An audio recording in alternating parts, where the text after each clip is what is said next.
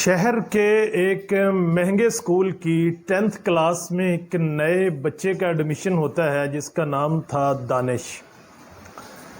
इस नए बच्चे के बारे में सभी ये कह रहे होते हैं कि ये बड़ा ज़हीन फ़तीन ब्रिलियंट बच्चा है और ये इस क्लास के मौजूदा ब्रिलियंट बच्चे कबीर को भी बीट कर देगा। एडमिशन हुआ, स्टडी हुई, टेस्ट हुए, एग्ज़ाम हुए, तो ये अनहोनी हो गई और नए आने वाले बच्चे दानिश ने कबीर को पीछे छोड़ दिया और वो क्लास में फर्स्ट आ गया। इस पर कबीर को बड़ी तप चढ़ी। पहले तो उसने नोटिस नहीं किया था, अब उससे बाकायदा जेलसी फील होने लगी उससे कि यार है की गल हुई है, कल आया थे इस स्कूल च मेरी बल्ले बल्ले सी और अगे चला गया यार, चंगी नहीं हुई। उसने और ज़ोरों शोर से मेहनत करना शुरू की, खूब दिल लगा के मेहनत की और जब नेक्स्ट एग्ज़ाम आए तो जनाब कबीर साहब ने दानिश को बिछाड़ दिया था और वो बड़ा प्राउडी फीलिंग्स के साथ उसके पास गया और जाके कबीर को कहता है, तुम्हें पता है इस दफ़ा कल एग्ज़ाम में कौन फर्स्ट आया? तुम नहीं, मैं आया। तो उसने बड़ी हैरानी से उससे पूछा, अच्छा पिछली दफ़ा कौन आया था? उसने, तुझे नहीं पता पिछली दफ़ा तुम फर्स्ट आए थे? उसने कहा, नहीं भाई, मुझे सच में नहीं पता कि पिछली दफ़ा क्लास में मैं फर्स्ट आया था। उसने कहा, ये कैसे हो सकता है? दानिश कहता है, नॉट पॉसिबल। तुम दूसरे लड़कों के क्लास फेलोज़ के मार्क्स चेकआउट नहीं करते क्या? उसने कहा, भाई यकीन करो मैं वाकई नहीं चेकआउट करता। भाई वो क्यों नहीं करते, पागल हो? उसने कहा, नहीं, मैं इसलिए चेकआउट नहीं करता कि मुझे अपने आप को किसी के साथ कंपेयर करना ही नहीं है। मैं इस माइंड सेट के साथ पढ़ता ही नहीं हूं कि मैंने उससे आगे निकलना है, उसको बिछाड़ना है, उसको बीट करना है। मैं तो सिर्फ अपने लिए पढ़ता हूं क्योंकि मुझे पढ़ना अच्छा लगता है, क्योंकि मैंने पढ़ के कुछ बनना है, क्योंकि मेरे वालिदैन ने मुझसे बहुत सी तवक्कुआत वाबस्ता कर रखी हैं, इसलिए मैं पढ़ता हूं। मैं पढ़ता हूं क्योंकि मुझे पढ़ना है और मैं अपना दी बेस्ट देता हूं और मुझे इस चीज से कोई गरज नहीं होती कि मैं किससे आगे निकल रहा हूं या किससे पीछे जा रहा हूं। बस मुझे यह है कि मैंने अपना दी बेस्ट दिया है कि नहीं दिया है। दोस्तों, इस टिप में छुपी हुई है एक जिंदगी की एक बहुत बड़ी कामयाबी और एक बहुत बड़ा राज। वो जो आप वीडियो के टाइटल में देख के आए हैं कि वो 7 टिप्स कौन कौन से हैं कि जिनको अगर आप अपनी जिंदगी में ले आते हैं तो लोग आपको वैल्यू देने लग जाते हैं।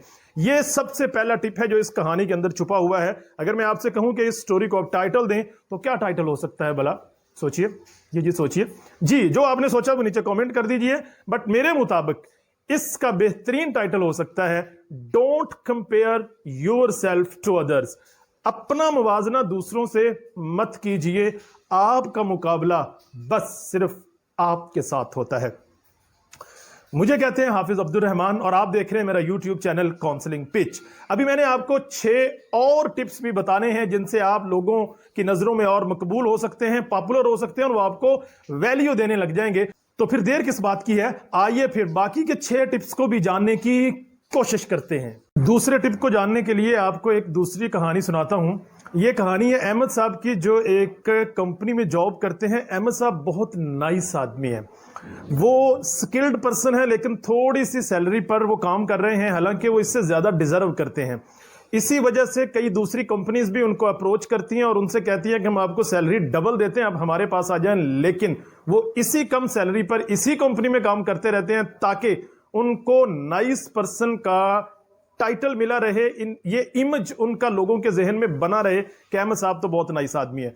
वक्त गुजरता जाता है, अब अहमद साहब को भी एहसास होता है कि यार जितना मैं काम करता हूं उस लिहाज से मुझे पे नहीं किया जाता, मेरी सैलरी इंक्रीज होनी चाहिए। वो अपनी यही डिमांड लेके अथॉरिटीज के पास जाते हैं तो अथॉरिटीज कहती हैं कि भाई आपको आप पहले ही ऑलरेडी अच्छी खासी डिसेंट सैलरी ऑफर की जा रही है, अभी मजीद आपको कोई इंसेंटिव और कोई इंक्रीमेंट आपको नहीं दी जा सकती। वो बेचारे बड़े डिसहार्ट होते हैं, होना भी चाहिए था। अब वो दूसरी जगह पर अप्लाई करते हैं कि यहां पर तो मेरी स्किल को वैल्यू ही नहीं किया जा रहा है, जितनी मेरी वैल्यू थी उतना मुझे पे ही नहीं किया जा रहा है। तो लेकिन अब वहां पर भी उनको कोई माकूल जॉब अच्छे पैसों के साथ ऑफर नहीं हो रही होती है।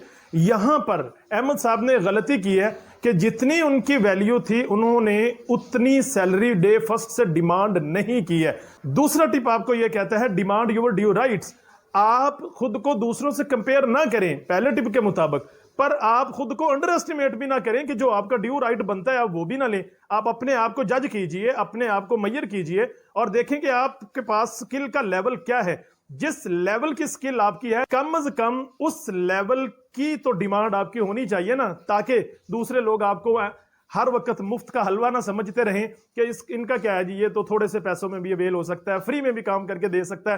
तो इस तरह लोग आपको डी वैल्यू कर देते हैं। आप सोने जैसे होते हैं, वो आपको मट्टी कर देते हैं, आपको वो कागज बना देते हैं जिसके अंदर पकौड़े रख के वो खा जाते हैं और चोडर मोडर करके फेंक देते हैं। सो अगर आप चाहते हैं कि लोगों की नजरों में आपकी वैल्यू रहे तो जो आपका ड्यू राइट है उसे डिमांड करना कभी मत भूलिएगा।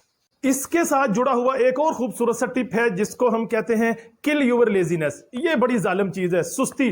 कभी हमें दाएं से जफ्फा मारती है, कभी बाएं से जफ्फा मार लेती है और कभी हम सुस्ती के कंबल में पूरे के पूरे लिपट जाते हैं। पर क्या करें, काम तो करना है। इसलिए आप इस सुस्ती को चुस्ती में बदल दीजिए और अपनी चुस्ती को दूर भगा दीजिए। आप एक्टिव हो जाइए और आप अपना एक टाइम टेबल बना लीजिए। सुस्ती भगाने का बेहतरीन फार्मूला यह है कि ड्रॉ अ टाइम टेबल। आप टाइम टेबल बना लीजिए कि हर रोज इतने बजे मैंने ये काम करना है।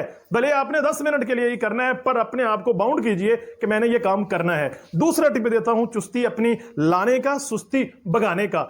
अगर आप अपने ही बनाए गए टाइम टेबल को फॉलो नहीं कर पाते हैं तो फाइन योरसेल्फ, खुद को फाइन कीजिए। वो कुछ भी हो सकता है, भले वो 20 रुपए ही, 50 रुपए ही क्यों नहीं है, वो आपने सदका कर देना है, किसी गरीब को दे देना है और ज्यादा गुस्सा चढ़े तो फाड़ के फेंक देना है।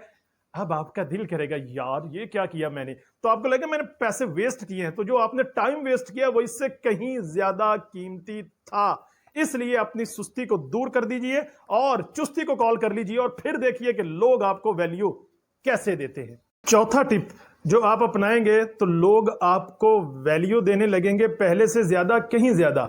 ये मैं आपके लिए स्पेशली जापान से लेके आया हूं। मैंने कहा इतनी तवज्जो के साथ, इतनी दिलचस्पी के साथ अभी तक आप मेरे साथ वीडियो देख रहे हैं, वरना अक्सर आप जानते हैं कैसा होता है कि 2-3 मिनट देखते हैं और निकल जाते हैं। लेकिन आप अगर अभी तक मेरे साथ हैं तो ये स्पेशल वाला टिप आपके लिए made in Japan. Ikigai term आपने सुनी होगी जापानीज की। इसका सादा लफ्जों में मतलब यह है कि आप खुद को मुसलसल इंप्रूव करते जाएं स्किल वाइज। जिस स्किल में, जिस फील्ड में आप हैं, आप कोशिश करें कि उसको डेली बेसिस पर, वीकली बेसिस पर, मंथली बेसिस पर जो मॉड्यूल भी आप उसकी इंप्रूवमेंट का बना सकें, उस पर आप खुद को मुसलसल बेहतर करते जाएं। और जब आपका अगला वर्जन आए, हर साल जैसे प्रोडक्ट्स का, आपके मोबाइल का, आपकी वॉच का नया मॉडल आता है, नया वर्जन आता है, तो आपकी पर्सनैलिटी का भी एक नया अपडेटेड वर्जन लोगों के सामने आना चाहिए अकॉर्डिंग टू योर स्किल। और फिर देखिएगा लोग आपको कितनी वैल्यू देते हैं। ये टिप अगर अच्छा लगा है तो वीडियो को यहीं पर लाइक करना बनता है दोस्त। आपने अपने सर्कल में ऐसे बहुत से दोस्तों को देखा होगा जो अपने बारे में हमेशा दुखी आत्मा बन के फिर रहे होते हैं। वो अपने आप को खामखा ब्लेम किए जा रहे होते हैं, यार मुझसे ये नहीं हो सकता, मुझे पता है मेरी ये वैल्यू नहीं है, मुझे पता है ये काम मुझसे नहीं हो सकता, बस यार मेरी किस्मत ही ऐसी है, मेरी किस्मत खराब है, मेरा फलाना खराब है, मेरा ढमकाना खराब है। वो ब्लेमिंग नेचर के साथ होते हैं हमेशा, और इस वजह से वो कभी भी अपने आप को अप्रिशिएट नहीं कर पाते, कभी भी अपने आप को शाबाशी नहीं दे पाते। इस वजह से लोग उनको वैल्यू नहीं देते। क्यों भला? कान इधर लाए भाई। अगर आप खुद को वैल्यू नहीं देते तो लोग आपको वैल्यू क्यों देंगे भाई? इसलिए सबसे पहले आपने खुद को वैल्यू देनी है। उसका सादा तरीका यह है कि आपने खुद को शाबाशी देनी है, खुद को अप्रिशिएट करना है। अपने कंधे पे खुद एक हाथ रख दिया करो, शाबाश, वेल डन माय बॉय, आज की वीडियो बड़ी जबरदस्त बना रहे हो, वेरी गुड, आज तुमने असाइनमेंट बहुत अच्छे से तैयार की है, वेरी गुड, आज तुमने एक्सरसाइज टारगेट पूरा कर लिया है, वेरी गुड, आज का सेल टारगेट मेरा निकल गया है। खुद को वैल्यू देने के लिए खुद को शाबाशी देना बहुत जरूरी है। जब आप खुद को शाबाशी देंगे तो आपका मोटिवेशन का, कॉन्फिडेंस का लेवल आसमान से बातें करता है, और इसके बाद फिर लोग आपको वैल्यू देने लगते हैं कि भाई ये तो कोई चीज है। और आपको तो पता है कि आप कोई चीज हैं कि नहीं? तो फिर कहो ना कि मैं कुछ हूं, आई एम समथिंग, ऐसे। दोस्तों 5 टिप मैं आपको दे चुका हूं, 2 अभी और बाकी हैं, वो मैंने आपको देने हैं। लेकिन अगर अभी तक आपने मेरा चैनल सब्सक्राइब नहीं किया है तो यार दिस इज नॉट चंगीगल, चैनल को सब्सक्राइब कर लीजिए। और मजीद 2 टिप्स भी यूं आपकी खिदमत में यूं पेश करने जा रहा हूं। छठा टिप ये कहता है don't think what they think. हम बहुत से काम इसलिए नहीं करते कि लोग क्या सोचेंगे। आप खुद सोचें कि अगर ये भी हमने ही सोचना है कि लोग क्या सोचेंगे, तो फिर लोग क्या सोचेंगे? भाई उनके सोचने को भी तो कुछ छोड़ो ना, उन्हें उनका काम करने दो सोचने वाला, और हम अपना करेंगे जो हम करना चाहते हैं। So let the people think what they want to think and do what you want to do. और भैया ये मत सोचो कि लोग क्या सोचेंगे, ये उनको सोचने दो, हमने करना है और बस करना है। याद रखिए, कर करके मरना है और मर मर के भी करना है। आई मीन टू से हर हाल में, हर सूरत में, दिन हो रात हो, धूप हो छांव हो, बहार हो खजा हो, आपने अपने मोटिव के साथ, आपने अपने टारगेट के साथ, आपने अपने काम के साथ डटे रहना है। कायदे आज़म ने कहा था काम काम काम, फिर उसके बाद करेंगे आप आराम। दोस्तों 7वां टिप बहुत ही शानदार है, यकीन कीजिए, और इसका नाम है मिररिंग। आईना जब हम देखते हैं तो हम जो कर रहे होते हैं, आईने में खड़ा बंदा भी वही कर रहा होता है, क्योंकि वो हम खुद ही होते हैं ना। आप जिन लोगों के साथ जुड़े हुए हैं और जो लोग जिंदगी में कुछ हैं, आप उनके साथ मिलके ग्रो करते हैं। हमेशा याद रखिए, हमेशा आप लोगों की मदद से ग्रो करते हैं। तो वो जो आपसे जुड़े हुए वैल्यूएबल लोग हैं, दिस इज द कीवर्ड, वो जो वैल्यूएबल लोग हैं आपके साथ जुड़े हुए, आप उनकी मिररिंग कीजिए। आप बात वैसे कीजिए जैसे वो करते हैं, उनके स्टाइल में। काम वैसे कीजिए जैसे वो करते हैं, उनके स्टाइल में। मिसाल के तौर पे अगर आपके बॉस का, आपके किसी सीनियर का यही स्टाइल है बात करने का, मिसाल के तौर पे ये देखें, ऐसा वो फिंगर को यूं करते हैं और वो हाथों को या यूं करते हैं या वो स्माइल देते हैं इस तरह से, तो आप भी बात करते हुए जब उनके साथ बात कर रहे हैं तो उन्हीं के स्टाइल में बात कीजिए। उनको लगेगा कि ये तो मेरे जैसी रूह है, और यही तो हम चाहते हैं, क्योंकि हमारे अंदर ना, तभी सभी इंसानों के अंदर एक डीप ह्यूमन नीड होती है सिमिलैरिटी की। हम देखते हैं कि कौन हमारे जैसा है, जहां हमारे जैसा हमें मिलता है हम फौरन उसके साथ कनेक्ट हो जाते हैं, कनेक्टिविटी हमारी बिल्डअप हो जाती है, और दिनों में ही हमें लगता है यार ये बंदा तो बहुत पुराना है, मुझे जानता है, और तू पहले किससे से, यार मैंने पहले क्यों नहीं मिला।